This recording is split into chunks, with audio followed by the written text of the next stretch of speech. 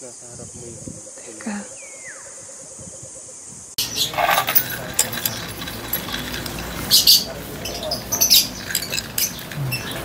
Good morning. Pasensya na sa aking bedroom voice tapos bangag. Kami ay uminom kagabi. Pero lang, light lang. Naka 2.5 ako. Ikaw 3.5 kasi hindi ko na naubos yung pangatlo. Pero may tama ha, nakatulog ako. It's 5:30 pa kami pupunta yung pinuntahan namin kahapon, yung dulo. Dito yung nagko-connect sa Oxy tsaka sa Oriental Mindoro, magro-roadside burning. Tsaka titingnan natin ang sun. Parang hindi kita ang sunrise doon kasi dito yung sunrise. So, wala. Sightseeing ng dagat kasi maganda yung view ng dagat doon. So, kami aalis na. Mayroon na kami yung breakfast. Ayan, almost sunrise na nga. Medyo tanghali na kami. Ay, shucks, maulap. Ayan, nandito na kami. Hindi ko alam kung mapipick up yung sound ng mga birds sa mic ko. Pero ang dami na namin naririnig. Ang ganyan.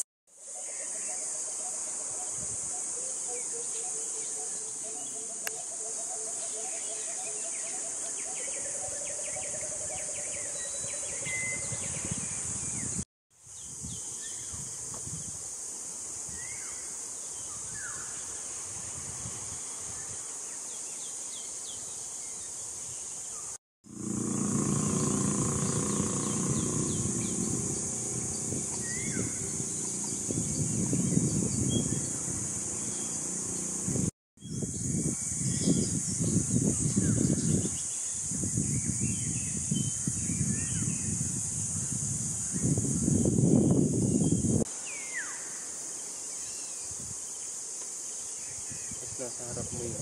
Teka.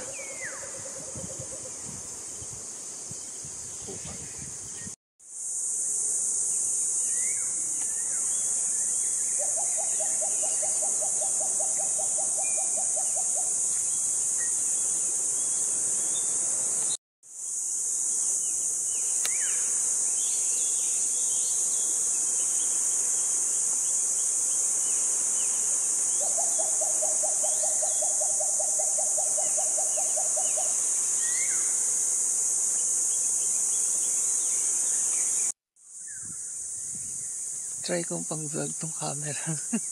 Napaka lapit. Pero dati ganito lang yung mga vlogging camera. Ang lapit-lapit.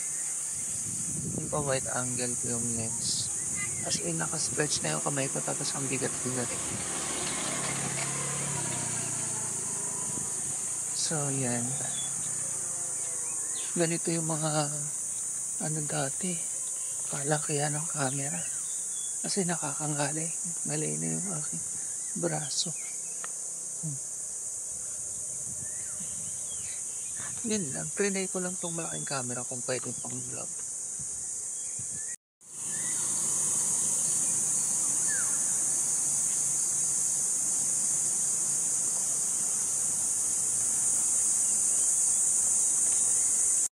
So, mahigit 1 hour na kami ng birding. Marami naman na akong nakuhaan ng yun.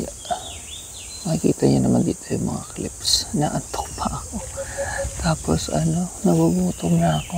So, mga 10 minutes na lang daw. Kami ay magbe-breakfast na pero hindi pa alam kung saan. Dito kami sa bridge. Dito lang kami pabalik-balik.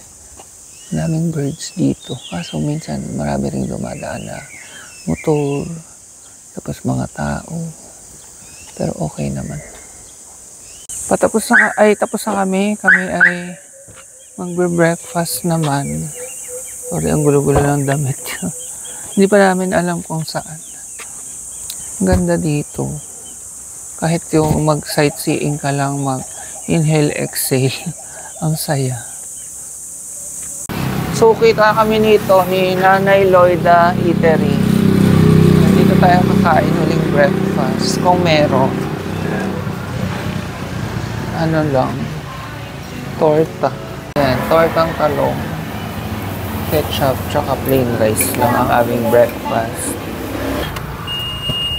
Yung total ng kinain namin ay 150 lang. O, diba? Pag dyan talaga kami kumakain, medyo tipid. Kasi dun sa coffee shop na pupuntahan namin, isang sandwich pa lang 200. Dito nakadalawang torta na tsaka dalawang rice. Mahal na nga yun. Pero ang laki ng torta. I mean, dahil lang sa Puerto Galera. Pero sa ibang lugar, mura lang. Pero yung gulay niya, 40 lang kung nagla-lunch tayo. Dito kami magka-cafe sa Galera Lodge Cafe. Medj malayo siya. I mean, ito yung parking. Aakyat pa dun. Ayun yung kalsada.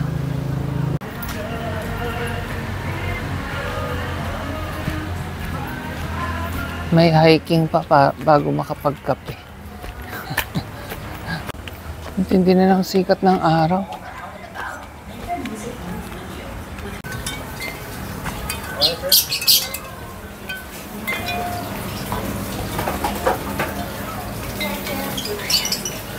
Kala namin sarado pa eh. Bukas na pala.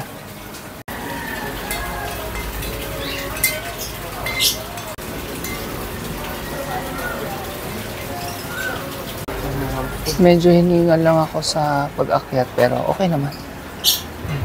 Picture ng cafe. Actually, meron din silang lodge nandun sa tapat. Ito yung lodge. Pet friendly nga pala sila. Oh,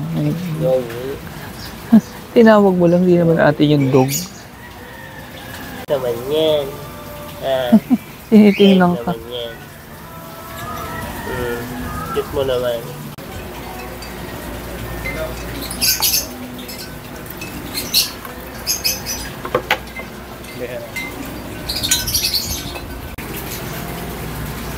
Ito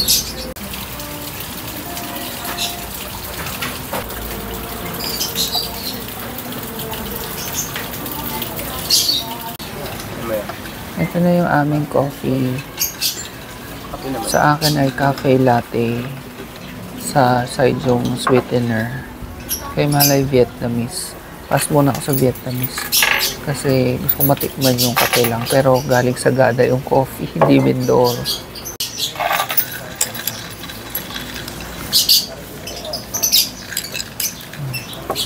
Masarap yung kape. Mamait-mait. Bigyan natin ng sweetener.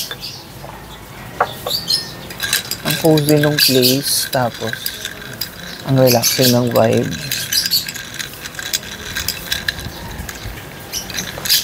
Ang sarap.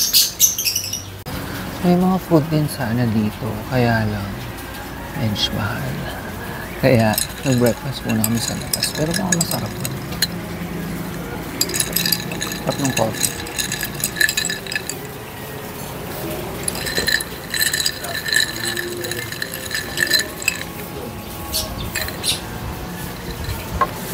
Nasa room na kami, nakapaligo na ako. Ayan.